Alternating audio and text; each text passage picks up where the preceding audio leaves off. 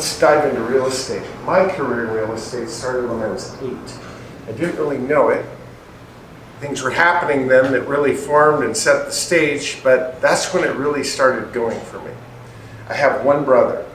He's, let's just say, 2 years older than I am. No sisters, one brother. I had a coming attractions to everything that was ever going to happen in my life, at least up until about 18, right?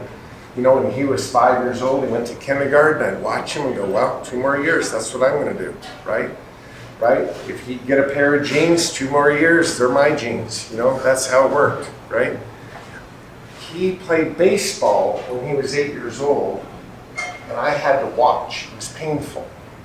It was really painful because, quite honestly, I felt like I was the better athlete. I was really ready to play baseball at 6. You can't play baseball till you're 8, right? So I count the days, and they finally come, right? And I show up the first day of practice. Oh my God, I'm so excited. Got the mitt, batting gloves, the hat. I'm ready to go, right? And the coach gathered all the kids, there were about 20 kids, and he took us out into the outfield and he sat us down in a semicircle. And for over an hour, he lectured us on our responsibility as players in the league to help financially support the league. And he went through the full-on income and expense of the league. I mean, it was like I got a Schedule E of the entire league. I knew the cost of lights, umpires, chalk, mowing, I mean, baseballs, every line item, he went through it in detail and told us how much it costs per kid to actually have this league, and that basically we got to carry our own weight. We didn't throw a ball, we didn't catch a ball, we didn't hit a ball, we didn't do any baseball that first night. All I know is that we all went home that night with 2 cases of Almond Roca. And we had to sell this Almond Roca to be on the team. To be on the team had nothing to do with your athletic ability or hustle, anything. You've just got to sell 24 cans of this candy to be on the team. And I was depressed. I didn't remember this from my brother's chapter. I was mad. And I came home with these 2 cases of candy. Mom, Dad, how'd practice go? It didn't happen. I've got to sell candy, be on this team. And, you know, they tried to cheer me up and, you know, this and that, right? Well, they gave me all the advice they had, which was look people in the eye, wear your uniform and look cute, look them in the eye and just tell them the good cause, you know, and it's like taking medicine. You just go do it and, you know, pretty soon it'll be done. Just do it. So I left. Walked out the door, my 2 cases of Almond Roca, and I walked right by the first house. I just passed them because they were assholes, and I didn't like them, and they were mean, and so, you know, warm marketing instinct, just no, they're not my target market. And I walked right by them, and the second house was Mr. and Mrs. Peterson, and they were nice. They were retired, they had a pool in their yard, you know, pretty cool.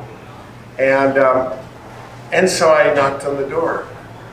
And I'm a very, very shy, introverted kid.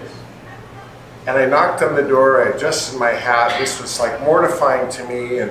But, you know, Mr. Peterson answered the door and I said, hello, Mr. Peterson. I'm selling Almond Roca to help support my baseball team. Would you like to buy a can? You know, I mean, I did my best speech, right? And Mr. Peterson looks at me. And he has this huge sigh, like this. He kind of looks at his watch. He says, Greg, I want you to come in for a few minutes. I think I can help you with your presentation. Oh my God, I don't want help with my presentation. I want to play baseball. You know, it was just like pain on pain, right? But, you know, I've taught, he's an adult, okay, so I sit down and he pours a soda. And this is where it got really kind of strange, because all of a sudden he started talking to me like I had an MBA from Stanford.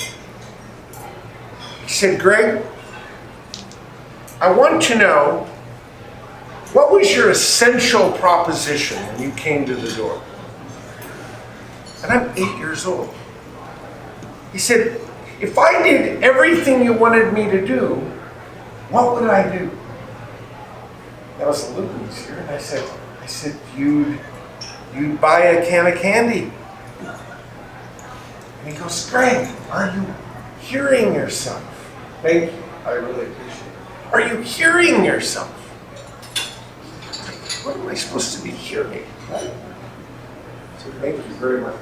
He said, Greg, if I did everything you asked me to do, I'd buy 8 cans of candy. But what if I wanted to buy 6 cans of candy? Did you make that possibility available to me? I went, well, no, I guess I didn't. But you sure could if you wanted to. You know, I mean, I'm 8. What am I supposed to say? He says, I know this is a little heavy, but rule 1, Greg, never set a ceiling on the possibility of what can happen in your life. I went, okay, well that was weird. I don't really know what you mean, but okay. He says, let's go on to the second question. If your dad came with you, if he walked up to the door with you, you didn't have to say one word, but your dad's there with you, do you think I'd be more likely to buy your candy or less likely? I said, I think more likely. I said, I always say yes sir to my dad. You know, he's a 6'3", 230 pounds, played in the Rose Bowl. I mean, yes sir is a pretty good answer. He says, exactly, you're so smart, young man. Principle number 2, never show up without references. Okay, didn't really know what he meant by that, but I'm learning something. So he said, I'm going to put it all together now, and then we're going to really have some fun. Let's do some business. I'd like to buy 6 cans of your candy. I went, wow, okay. Things are getting better with this meeting. When I gave him 6 cans, he gave me $6. Okay. I even remember doing the fraction, like I'm 25%. No, thank God, right? But, okay, he bought 6 cans. He said, now listen carefully, Greg. We're going to put it all together right here, and then I'm going to send you out the door. Do you know who lives next door? And I said, it's the Smiths on this side. He says, yeah. And he'll answer the door. They're home. He said, I want you to go up to the door, knock on the door, just like you did, adjust your hat. All that was really good. But when Mr. Smith answers the door, I want you to say, hello, Mr. Smith. My name's Greg Pinneo. I'm giving people an opportunity to purchase Almond Roca to help support my baseball team. Mr. Peterson, your neighbor, has asked me to come and speak with you. Mr. Peterson has purchased 6 cans of this fine candy, and he's assured me that that's nothing compared to what you might do. He's also asked that when we conclude business here, that I run right back next door and tell him the good news of exactly how philanthropic you were. Mr. Smith, how much candy would you like? He said, Greg, do you see the principles at work? No ceilings, accountability, and bring references. It's all right there. He says, you see how that works? I went, God, I think I got it. At like 8 years old, I went, yeah, I think, wow, I could see, I got it. And I remember it was like yesterday that I was walking between Mr. Peterson's house and Mr. Smith's, like literally reciting my lines, you know, with my 6 cans of candy in one and 12 in the other, you know, and I'm walking there. And I'm extrapolating on these pearls of wisdom. And I walked up to the door, and I knocked on the door, I adjusted my hat, looked as cute as humanly possible. And Mr. Smith answered the door, and I said, hello, Mr. Smith. I said, I'm Greg Pinneo. I'm giving people an opportunity to purchase Almond to help support my baseball team and children as a whole, sir. And Mr. Peterson, your neighbor that you know, he's asked me, he's told me to come and talk to you. He has purchased 6 cans of this candy. 6 cans, but he's told me that's nothing compared to what you might do. And he's asked that when we conclude business that I run right back next door and tell him exactly how many cans you bought so he can celebrate too. Mr. Smith, how many cans would you like? I mean, I built on this thing quickly, right? This guy started laughing so hard, I thought he was going to pass out.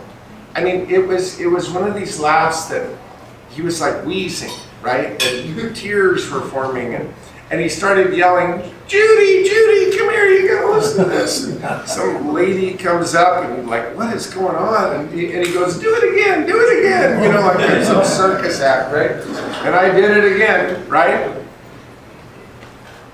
Anyway, he bought 10 cans of candy.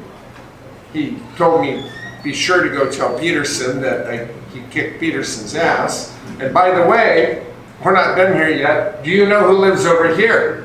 He says, I need you to go do the same shit on them. And then you run back and tell me how that went. And I go, I'm getting this. Yes, I will. Okay, here's a true story. The number 2 young baseball player in the entire league, the whole league, because there's like a contest for the most sold. The number 2 baseball player sold 43 cans of candy.